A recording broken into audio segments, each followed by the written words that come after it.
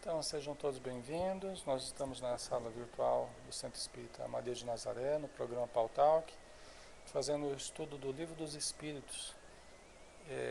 Nós estamos na pergunta 917, falando sobre o egoísmo, e estamos lendo agora uma nota de Kardec, após essa pergunta 917, tá? Para terminar aí essa pergunta e esse tópico. Essa, esse tópico, né, o egoísmo, né, exatamente. Muito bem, vamos lá então. A nota de Kardec aqui. Que a pergunta 917 foi qual o meio de destruir-se o egoísmo, né? Então essa foi a pergunta. Tá? Então aqui falava, né, da influência da educação, né? A gente vendo o egoísmo dos outros, a gente acaba se tornando egoísta também, por nós sofremos os choques, né, desse contato social, do processo educacional que é baseado muito ainda no egoísmo, né? Cada um por si, né, a competitividade.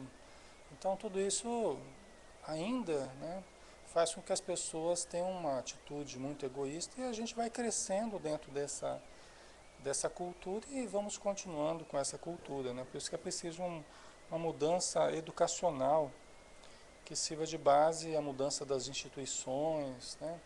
Então os espíritos falavam sobre isso, tá? Aí tem uma nota de Kardec, então, encerrando esse tópico. Louváveis esforços indubitavelmente se empregam para fazer que a humanidade progrida. Né? Louváveis esforços indubitavelmente se empregam para fazer que a humanidade progrida. Os bons sentimentos são animados, estimulados e honrados mais do que em qualquer outra época. A gente vê isso acontecer mesmo. No planeta inteiro, nunca se teve tanto cultivo de amor no nosso planeta. Olha a quantia de gente que nós temos no planeta, né, pessoal? Quantia de bilhões e bilhões, em torno de uns 7 bilhões, por aí, né? Vocês imaginam o quanto de projetos se tem hoje de ajuda humanitária, quantos grupos se formam hoje para ajudar. Isso não era assim, pessoal. Algumas décadas atrás não era assim. Essa cultura do trabalho voluntário está crescendo cada vez mais. Né? Está crescendo cada vez mais. Então, a sociedade está percebendo que é preciso exercitar a caridade, o altruísmo, o voluntarismo, né? A Maria é que a gente não fica sabendo, né? Então agora a gente está sabendo. E porque estão surgindo também cada vez mais grupos, né? Então isso está crescendo. O amor é normal que o amor cresça, né? Porque o amor é o remédio para todo o mal que nós temos vivido socialmente e individualmente, né? Entretanto, o egoísmo, verme roedor, continua a ser a chaga social. É um mal real que se alastra por todo o mundo e do qual cada homem é mais ou menos vítima. Tá? É vítima entre aspas, né? Por isso que ele coloca mais ou menos vítima, né? E vítima entre aspas, porque é, nós não estamos aqui à toa. Se estamos aqui é porque ainda nos sintonizamos com essa condição humana, com esse planeta. Não fizemos por merecer estar em outro lugar. Então aqui é o nosso ambiente ainda natural, né? É, e na verdade somos vítimas do nosso próprio egoísmo, né? Somos vítimas do nosso próprio egoísmo, tá? Não é tanto do outro, né? É nosso mesmo. O que faz mal pra gente não é o outro, é a gente mesmo, né? Nós somos o nosso maior inimigo. A Joana de Ângeles nos ensina que os defeitos,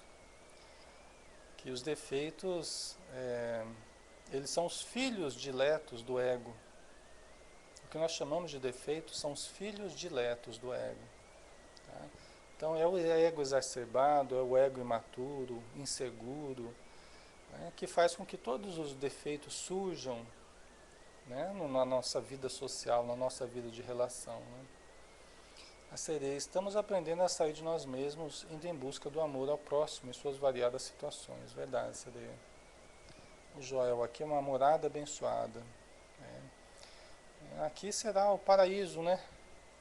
Será um paraíso terrestre quando nós exercitarmos o amor. Cada um se esforçar, fizer a sua parte por um mundo melhor. O nosso planeta vai ser uma bênção, né? Já é, mas é que ainda como os espíritos dizem aqui, ainda tem essa chaga social, esse verme roedor que é o egoísmo ainda, né? Então, cumpre, pois, combatê-lo. Como se combate uma enfermidade epidêmica? Cumpre, pois, combatê-lo. Quando a gente vê no livro dos Espíritos, né? Quando a gente vê no livro dos Espíritos, no Evangelho, falar de combate ao egoísmo, combate ao orgulho, combate à vaidade, quando eles falam que isso é real, né? O egoísmo é algo real. É algo real enquanto expressão da falta. A gente nunca pode perder isso de vista, né?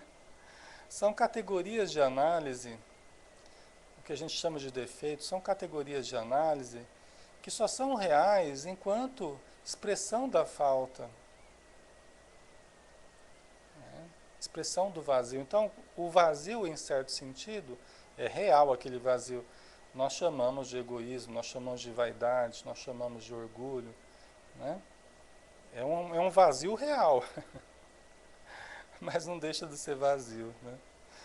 Então, quando se fala em combater o mal, a gente fica imaginando em aquele combate sistemático ao mal, como se fosse algo real, que nós temos que combater, né?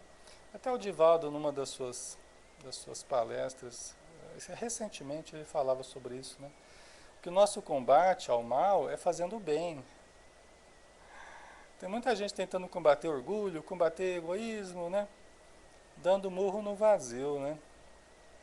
Porque a gente só combate, o mal, na verdade, ele não merece combate, a não ser, a não ser fazendo o bem que é contrário àquele mal, que é o bem que é real, que vai preencher aquele vazio. Isso é real, né?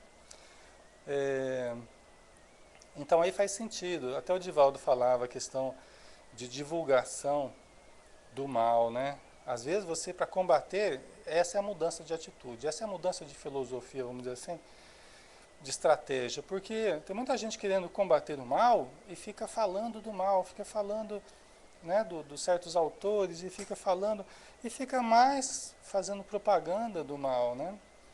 Então o Divaldo até falava, né, que o modo da gente combater é não dar ênfase ao mal e gerar o bem, né?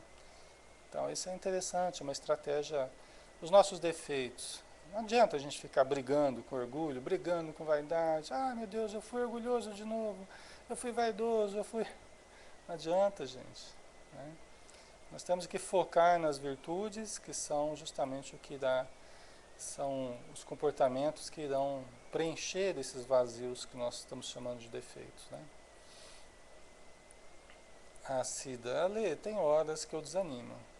Olha a notícia daqui hoje. Mãe mata a criança de 1 mês porque o pai dava mais atenção para a criança do que para ela. Triste, né? Então, Cida, pois é, né? Mas tem muita coisa absurda mesmo, né? Bom dia, Arcádio. Só que cada um expressa o nível em que se encontra, né, Cida? Cada um acaba falando, expressando o nível em que se encontra. Então não dá para a gente esperar algo muito diferente de pessoas, às vezes, que se encontram num nível ainda bastante precário. É como querer tirar água de pedra. Tá? Então isso deve ajudar a gente a compreender também que cada um sempre vai estar expressando aquilo que vive dentro de si, né? O seu nível de consciência. Tá?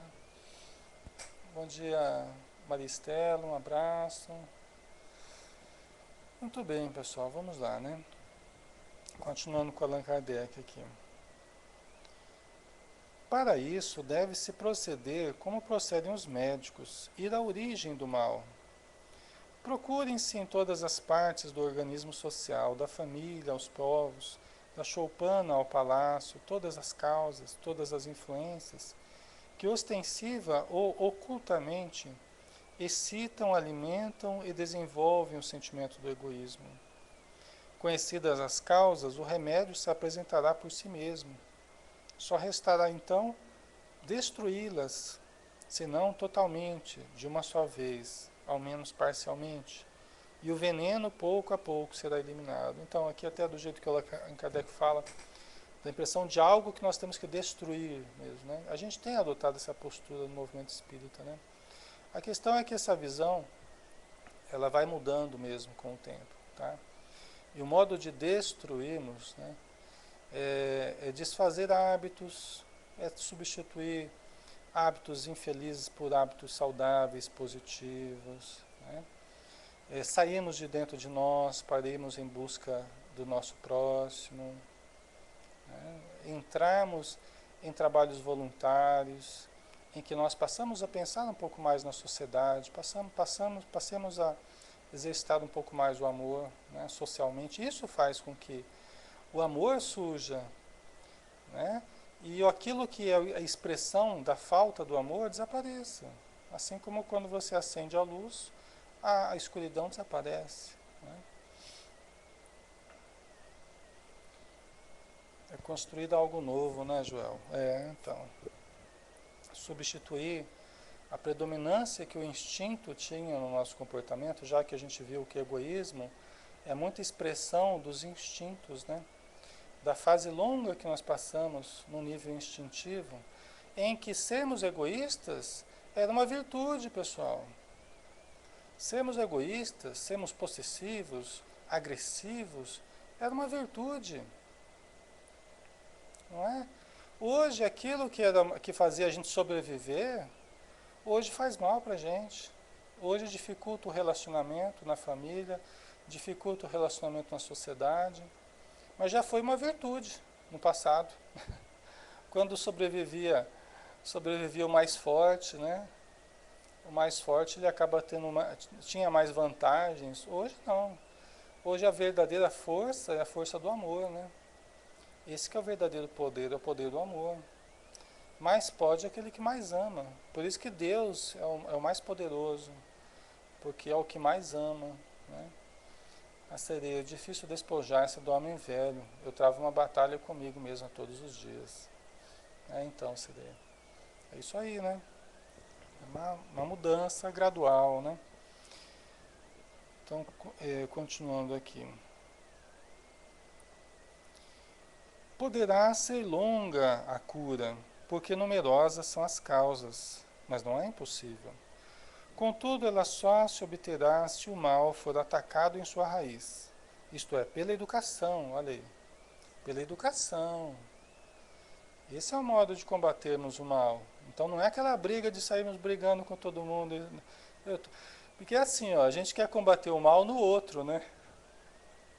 Essa ideia de luta, de briga, de destruir o mal, as pessoas muito facilmente elas caem no equívoco de quererem combater o mal no outro. Dá a impressão que a luta é com alguma coisa de fora, né? Não é? Não, porque a pessoa não pode fazer assim, porque ela não pode pensar desse jeito, porque ela está sendo muito egoísta. E a gente? E a gente que não está nem suportando, né, ver o comportamento da pessoa, né? Então a gente fica doido querendo mudar os outros, né?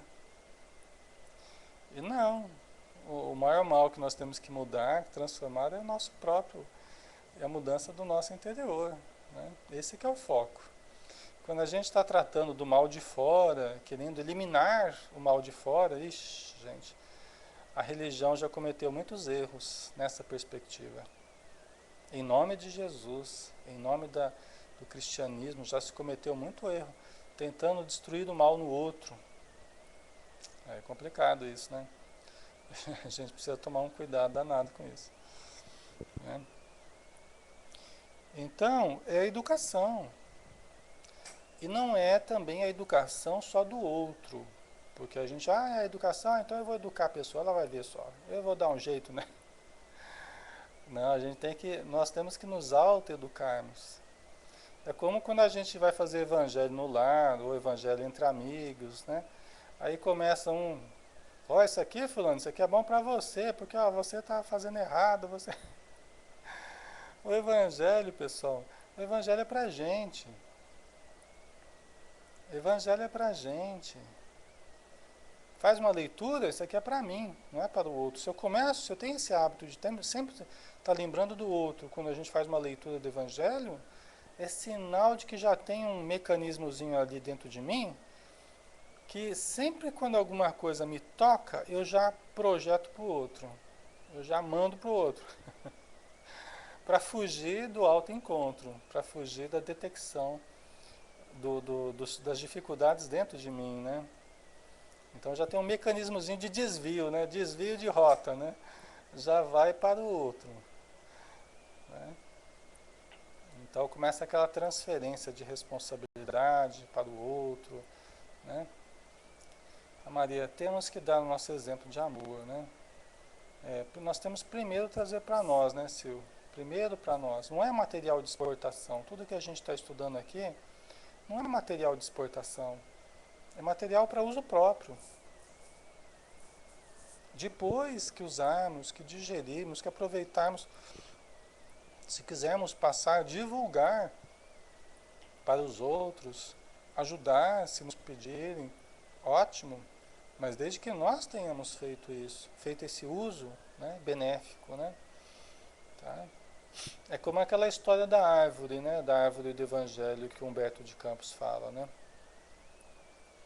Aquela história da árvore do Evangelho, vocês já ouviram, né? Humberto de Campos fala que diante da árvore do Evangelho passaram muitas pessoas que contemplaram essa árvore, né?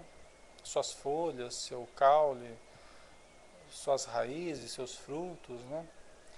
E interessante que cada um se aproximou da árvore do Evangelho e fez uma coisa diferente com a árvore do Evangelho. O cientista se aproximou e começou a medir o tamanho da árvore, quantia de folhas, tá? O filósofo se aproximou da árvore e começou a questionar a árvore, né? Começou a analisar as questões filosóficas em torno da árvore, né? Ah, o preguiçoso, o preguiçoso sentou embaixo da árvore e dormiu. O preguiçoso sentou embaixo da árvore e dormiu, né? Dormiu. Cada um fez o que quis com a árvore, né? Chegou um que pegou os frutos e vendeu. Pegou os frutos da árvore e vendeu, né? Então, assim, cada um fez o que quis, dilacerou a árvore e tal. Aí o Humberto de Campos fala assim, olha, de repente chegou uma pessoa diferente. Chegou uma pessoa diferente e diante da árvore do Evangelho, o que ele fez, pessoal? Diante da árvore do Evangelho, o que ele fez? Olha só, a árvore do Evangelho, tá? É uma imagem, mas o que ele fez? Ele pegou os frutos e espalhou os frutos. Ele pegou os frutos e espalhou para todo mundo.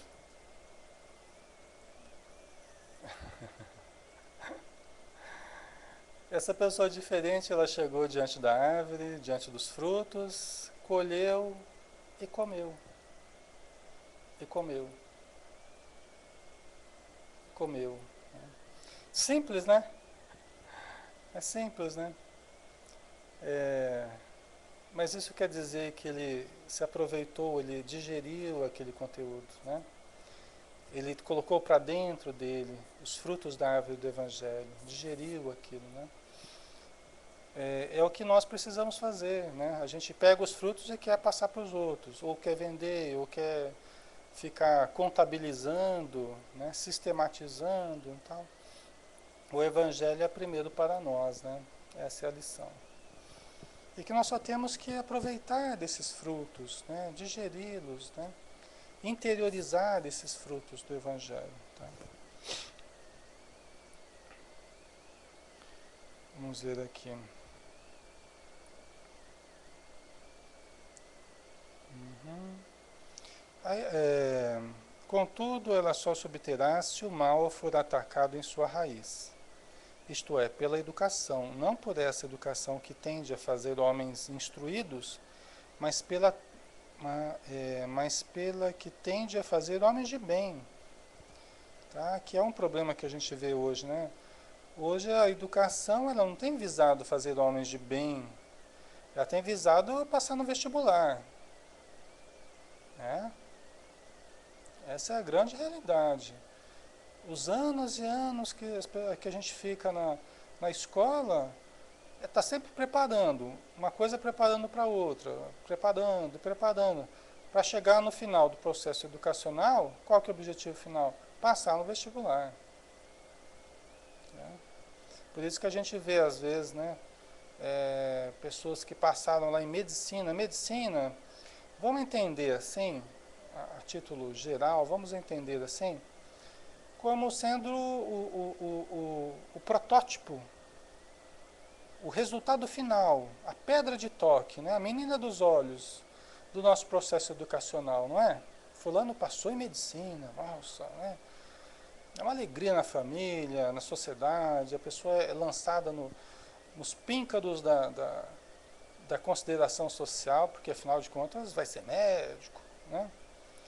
Então, isso culturalmente é visto dessa forma, é o ponto alto, né? É lógico, tem outras profissões também muito consideradas, mas é como se fosse o resultado final de todo o processo educacional, a pessoa conseguiu passar em medicina, né? Só que, olha pessoal, frequentemente a gente vê pessoas que estão estudando medicina com comportamentos é, altamente comprometidos.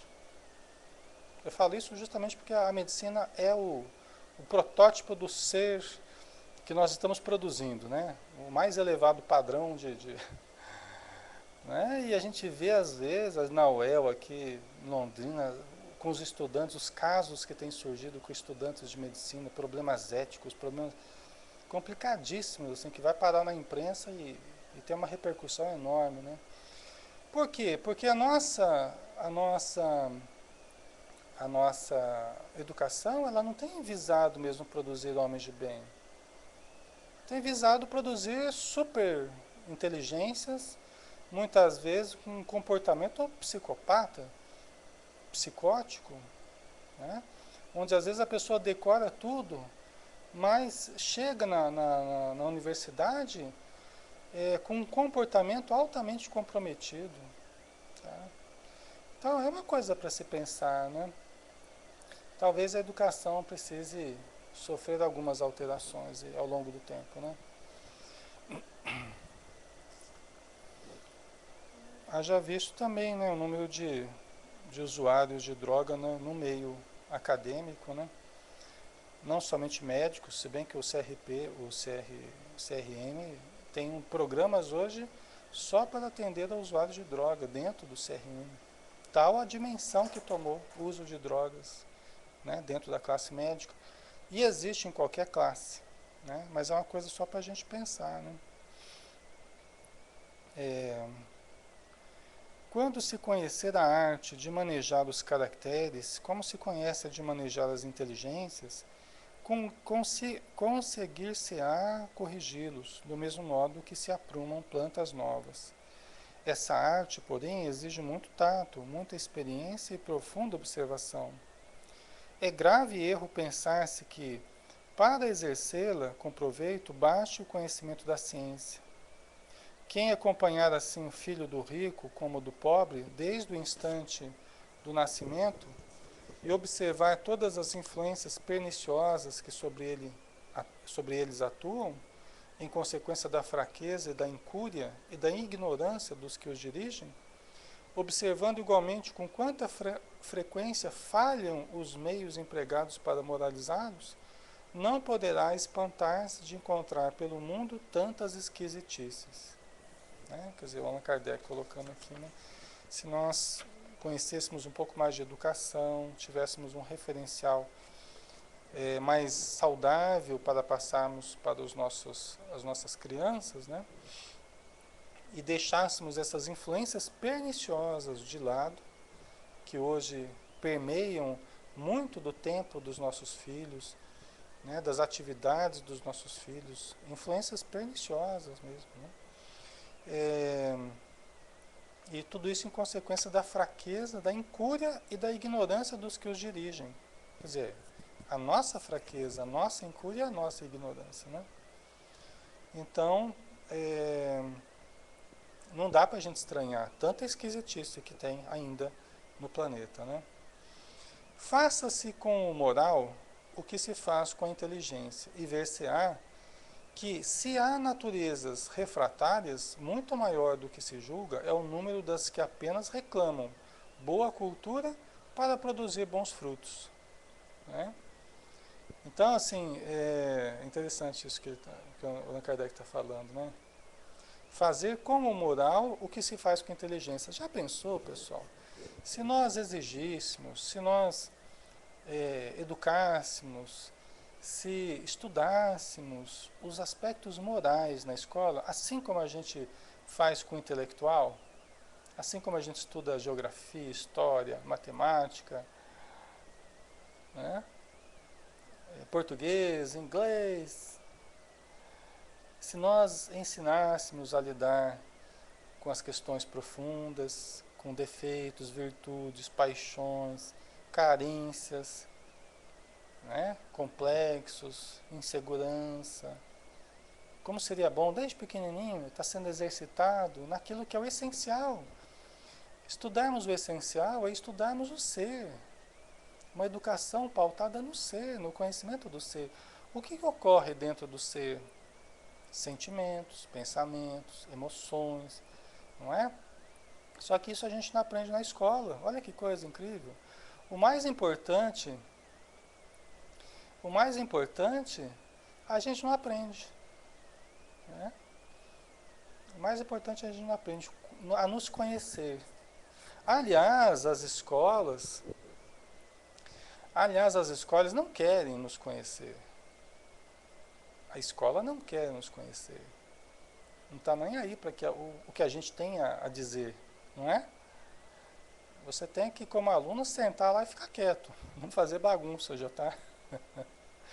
está de bom tamanho, né? Ai, ai. Não é? Então a escola quer passar informação, informação, informação. Né? Então, nós temos que rever, né, isso aí. A Joana de Anjos fala que era preciso currículos mais flexíveis. Era preciso, falando do processo educacional, ela fala que era preciso currículos mais flexíveis, menos rígidos, que privilegiassem conhecer o aluno, né? Deixar um espaço para a espontaneidade do aluno, né? E não a rigidez dos currículos que a gente tem hoje, né? A carga horária, né, que se tem hoje na escola, com uma carga grande, cada vez maior, só que e o tempo que eles têm, né, para fazer outras coisas, o momento de espontaneidade, de autoconhecimento, e até de não fazer nada, que é importante também, né? A Maria, mas a ler isso ao longo do tempo será assim, né? Acho. Eu espero, né, Maria? A gente vai mudando, né? Então, para a gente fazer com moral o que a gente fez com inteligência, e a gente iria perceber que muito dos problemas que a gente vive em sociedade, é porque as pessoas, elas reclamam apenas boa cultura para produzir bons frutos. É como o pessoal que lida com as televisões fala assim, não, porque notícia boa não dá ibope, né? Tem que ser notícia ruim, porque é isso que as pessoas querem ouvir, não sei o quê. Gente, tudo bem, mas se você começar a oferecer um material de uma qualidade melhor, as pessoas vão se acostumar e vão começar a mudar essa cultura O problema é que fica realimentando isso, né? Fica realimentando. Tá? Então, os meios de comunicação proporcionam apenas alimento de baixa qualidade, as pessoas se acostumam e pedem cada vez mais esse alimento de baixa qualidade. E aí os meios de comunicação continuam fornecendo esse tipo de material, né? É lógico que aí não muda. Aí não muda. Aí adianta o que está apresentando o jornal ficar indignado e fazer cara de indignação diante de uma coisa que ele mesmo está ajudando a divulgar? Adianta? Não adianta nada, né? Joel, o problema é que é difícil educar. Ninguém quer ficar investindo o seu tempo e o resultado é o que está aí hoje, né? É um conjunto de faltas, né? O que a gente vê hoje é o reflexo de um conjunto de ausências, de carências, de faltas, né? Que acabam surgindo, se expressando de um modo negativo, né? O homem deseja ser feliz o homem deseja ser feliz e natural é o sentimento que dá origem a esse desejo. Por isso é que trabalha incessantemente para melhorar a sua posição na terra, que pesquisa as causas de seus males para remediá-los. Né? Quer dizer, a gente faz isso, a gente está querendo ter uma vida cada vez mais confortável, mais feliz, é natural, né? A gente pesquisar as causas dos males, né? Quando compreender bem que no egoísmo reside uma dessas causas e que gera o orgulho, a ambição, a cupidez, a inveja, o ódio, o ciúme, que a cada momento o magoam, a que perturba todas as relações sociais, provoca as dissensões, aniquila a confiança, a que o obriga a se manter constantemente na defensiva contra o seu vizinho, enfim, a que do amigo faz inimigo, ele compreenderá também que esse vício é incompatível com a sua felicidade. E podemos mesmo acrescentar, com a sua própria segurança. Então, quando a gente entender, nós estamos entendendo isso, né? Nós estamos começando a entender. Que o problema do outro não é apenas do outro, é nosso também. Né? Que nós temos que ajudar a carregar as cruzes uns dos outros, né? Nessa atitude de cooperação, de ajuda mútua, para que todos vivamos melhor. Para que todos vivamos melhor. Né? Uns ajudarem aos outros para que se torne mais leve para todos. Né? Então isso repercute financeiramente, nas relações, na economia, né, de modo geral. Isso repercute na educação. Tá? Isso repercute na nossa vida como um todo. Né? O egoísmo causa desperdícios de dinheiro, desperdícios de tempo, de energia. Né? Quando a gente entender que faz mal para a economia, egoísmo, né? Faz mal para tudo, para a sociedade, para a segurança. Né? Porque gera os males que alimentam as doenças. Né? Então, mas são reflexões que a gente precisa fazer. Aqui no Brasil, a gente tem uma relutância muito grande ainda, não só aqui, mas a gente tem uma relutância de entrar socialmente em aspectos morais. É facilmente classificado de moralista, reflexões moralistas, tá? Tenta se desqualificar qualquer preocupação de reflexão moral. Porque a gente tem uma classe de cientistas, de técnicos, que são avessos à religião, são avessos a questões morais na sociedade. Pois é um grande erro. Tem um país, eu não lembro se é o Congo, um desses países na África lá, que tinha um problema terrível com a AIDS. Esse eu achei um caso fantástico, assim, porque ele é bem emblemático mesmo, da diferença do Brasil e de outros países aí, né? Eles estavam com um problema terrível de AIDS. A AIDS estava se alastrando no país, estava consumindo o país. Terrível, terrível. Aí eles falaram, olha, vão ter que fazer uma campanha para mudar isso aí. O que eles fizeram? Eles perceberam, fizeram uma pesquisa e perceberam que os agentes de propagação da AIDS eram os motoristas de caminhão. Eles eram os grandes propagadores da AIDS. Os grandes vetores aí que levavam e traziam a AIDS para todo lado. Por quê? Os motoristas de caminhão estavam com a esposa lá em casa, mas ficava tendo relacionamento com prostitutas em outras cidades, vai para lá, vai para cá, e ficava levando a AIDS para todo mundo, né? O que eles fizeram? Campanha assim: motorista, seja fiel à sua esposa. Seja fiel à sua esposa. Se fosse aqui no Brasil, eu até estava lendo uma matéria sobre isso, né?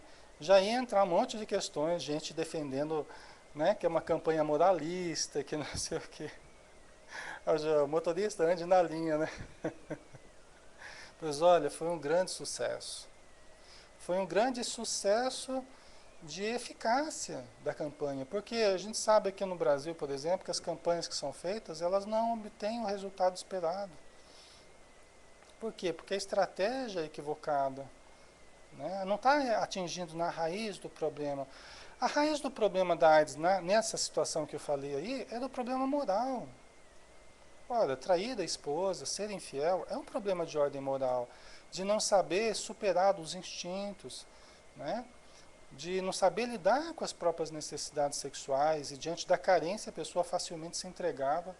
Mas aí começou essa campanha, o pessoal começou a tomar cuidado, a ser mais fiel à esposa e tal, começou a diminuir, né? A incidência da AIDS começou a cair, e caiu bem, né? Então, nós não temos a pretensão de, através disso, apenas acabar com o problema, mas é preciso que a gente perceba, né, essa diferença de postura, muitas vezes. Aqui no Brasil já seria tido como... Não sou eu que estou falando, na própria matéria que eu li falando a respeito disso, né, que no Brasil seria tido como uma campanha moralista, né, e o pessoal não gosta, já fica todo mundo espivetado quando vê que alguém está querendo dar palpite na sua vida pessoal, né? Estão querendo dizer o que as pessoas têm que fazer, não sei o quê. Isso é coisa da religião lá, que ficam querendo... E a liberdade, né? Já se ofendem. Ai, ai. Mas é bem assim mesmo, viu? O pessoal já fica todo ofendido, né? É como a questão do aborto. Você tem direito você tem direito sobre o seu corpo, tal, aquela história toda, né? Mal sabem, né, que o nosso corpo é emprestado, né? Mal sabem que a gente não tem direito a coisa nenhuma, nosso corpo é emprestado. O dever que nós temos, a gente se acha cheio de direito, né? Mas o dever que a gente tem é de cuidar bem do nosso corpo. E a responsabilidade é lidar com a sexualidade de forma responsável. Ficou grávida, agora assuma, aceite, ame, cuide do seu filho, né? Esse é o nosso dever, né? Então. Então vamos lá, né?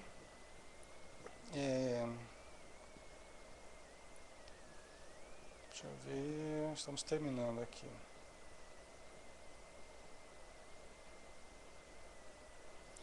E quanto mais haja sofrido por efeito desse vício, mais sentirá a necessidade de combatê-lo, como se combatem a peste, os animais nocivos e todos os outros flagelos.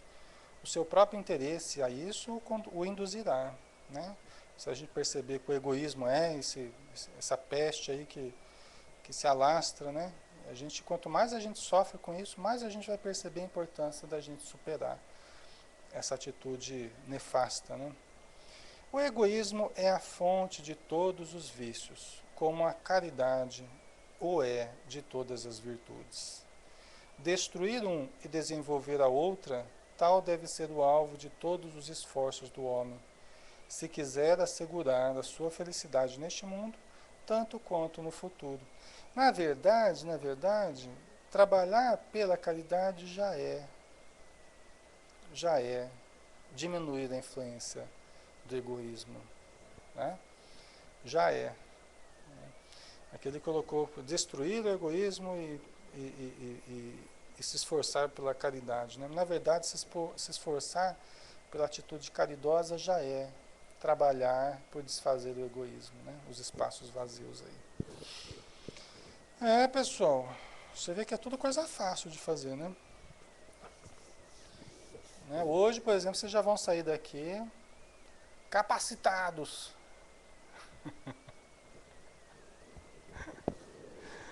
Vocês já estão capacitados, eu não sei, mas vocês já vão ter um pouco mais de responsabilidade sobre os ombros de vocês, né? Todos nós, né? A gente já aumentou um pouquinho mais a nossa responsabilidade, né? Porque a gente que entra em contato com essas informações aqui, pessoal, isso vale mais do que qualquer curso acadêmico. Dizem os espíritos, né? Que a cultura evangélica, ela, diante da vida eterna, ela tem muito maior valor do que o conhecimento acadêmico que a gente adquire. Mas também será muito mais cobrado.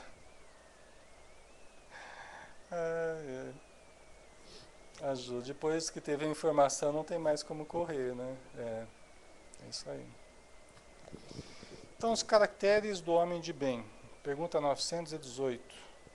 Por que indícios se pode reconhecer em um homem o progresso real que lhe elevará o espírito na hierarquia espírita? Por que indícios se pode reconhecer em um homem o progresso real que lhe elevará o espírito na hierarquia espírita? Como que a gente, como que a gente pode reconhecer os indícios, né? Por quais indícios a gente reconhece em um homem o progresso que vai elevá-lo na escala espiritual?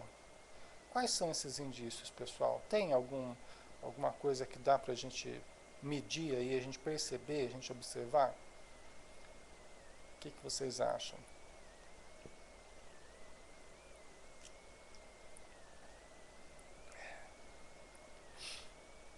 Alguns indícios aí que demonstram que a pessoa está se elevando na hierarquia espírita, na hierarquia espiritual, né? A Maria dá sim pelas atitudes de bem. A Juscelina, a paciência que me falta ler. A todos nós, né, Juscelina? Todos nós. Tem até aquela historinha lá que tinha um rei lá que era muito nervoso, ele queria achar uma pessoa que nunca se irritasse, né? Aí ele mandou um servo dele procurar. Falou, olha, você vai procurar uma pessoa, um homem.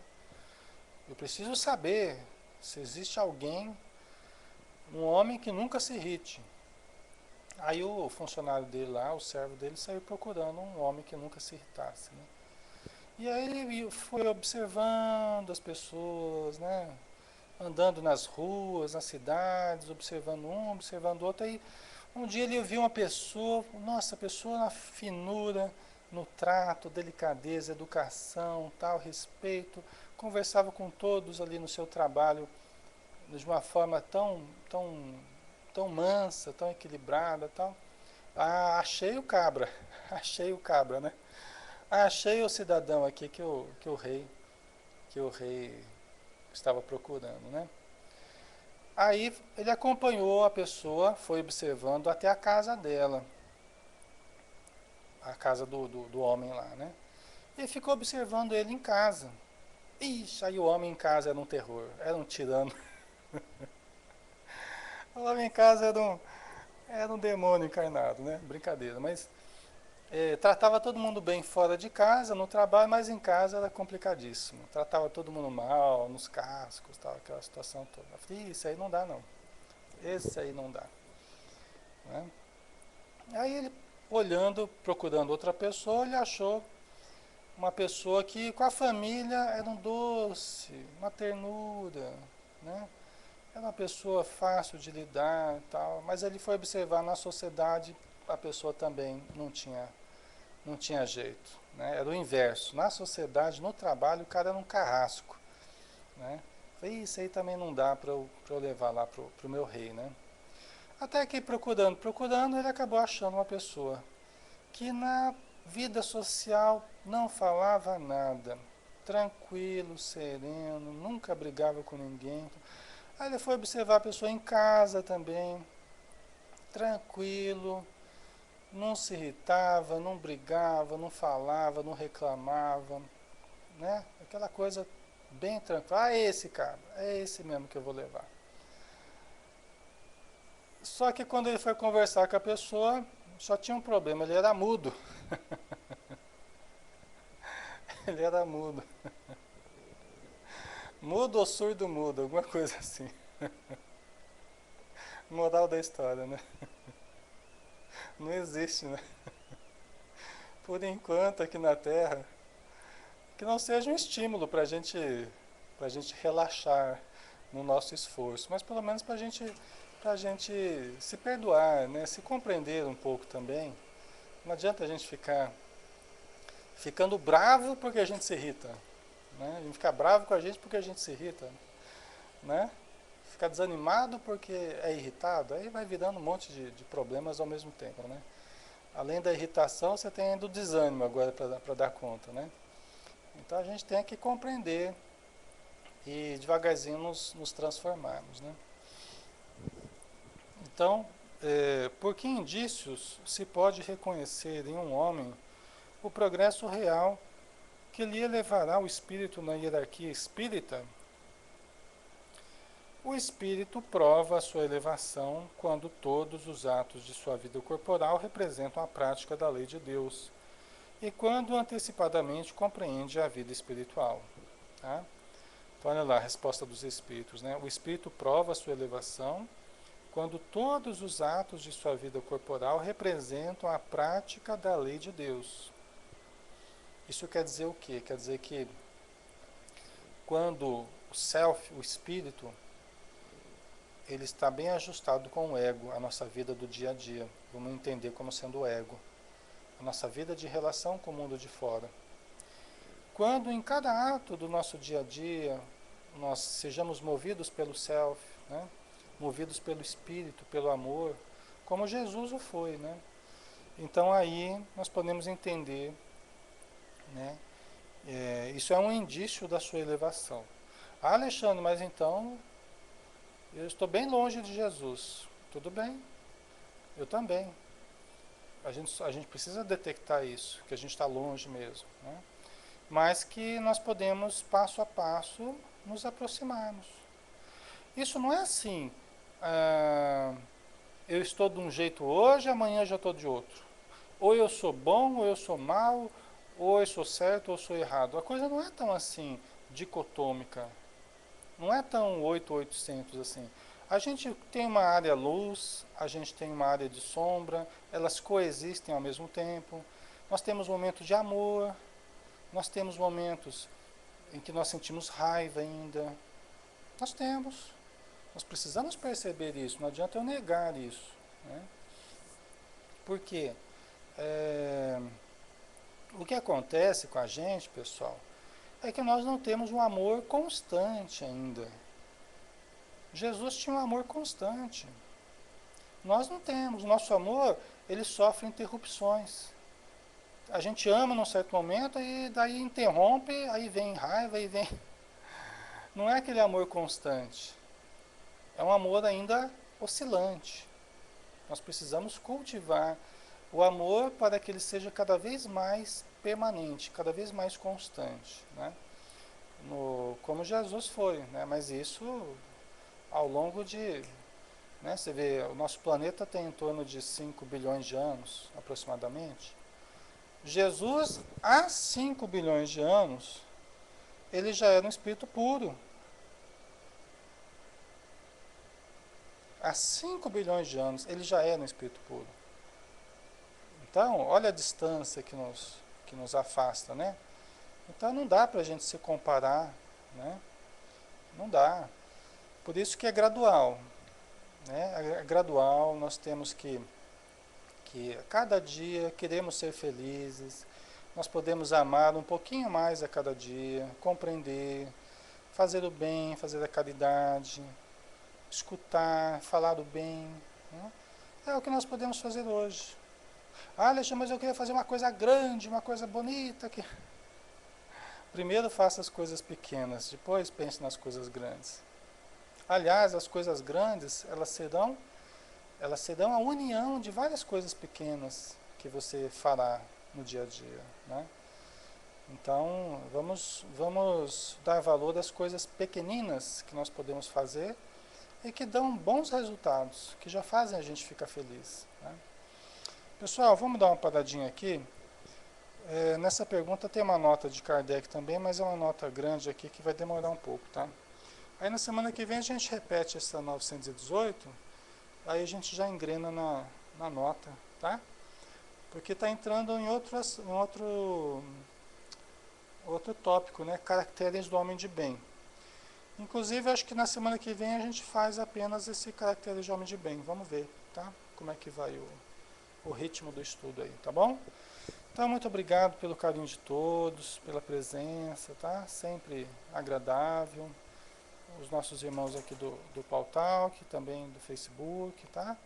Um grande abraço para todos e que Jesus nos abençoe, né?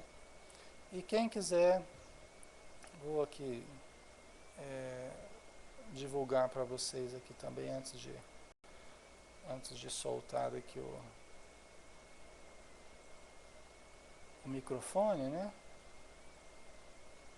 É, quem quiser se registrar aqui no nosso site, ó, transpessoal.ning.com, tá? Está à disposição de todos aí. Um grande abraço, pessoal. Fiquem com Deus. Até mais.